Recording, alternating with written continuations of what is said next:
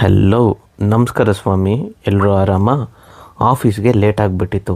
ಅದೇ ಟೆನ್ಷನಲ್ಲಿ ಬೇಗ ಹೋಗ್ಬಿಡೋಣ ಅಂದ್ಬಿಟ್ಟು ಗಾಡಿ ಸ್ಪೀಡಾಗಿ ಓಡಿಸ್ಕೊಂಡು ಹೋಗ್ತಾ ಇದ್ದೆ. ಅಕ್ಕ ಅನ್ಬೇಡಪ್ಪ, ನೀನು ಮೇಡಮ್ ಅನ್ನು. Call me madam, call me ma'am madam.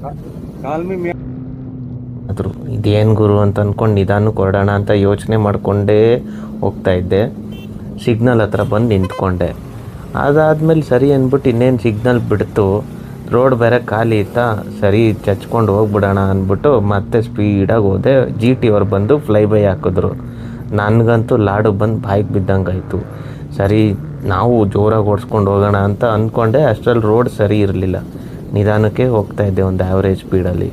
ಹಂಗೆ ಹೋಗಬೇಕಾದ್ರೆ ಸಡನ್ನಾಗಿ ನಮ್ಮ ಡಾಗೇಶ್ ಬಾಯಿ ಅವರು ಒಂದು ವಿಸಿಟ್ ಹಾಕಿದ್ರು. ಇದೇನು ಗುರು ಇದು ಅಂತ ಅಂದ್ಕೊಂಡು ಯಾಕೋ ನಿಧಾನಕ್ಕೆ ಹೋಗೋಣ ಅಂತ ಅಂದ್ಕೊಂಡು ಆರಾಮಾಗಿ ಆಫೀಸ್ಗೆ ಹೋದೆ.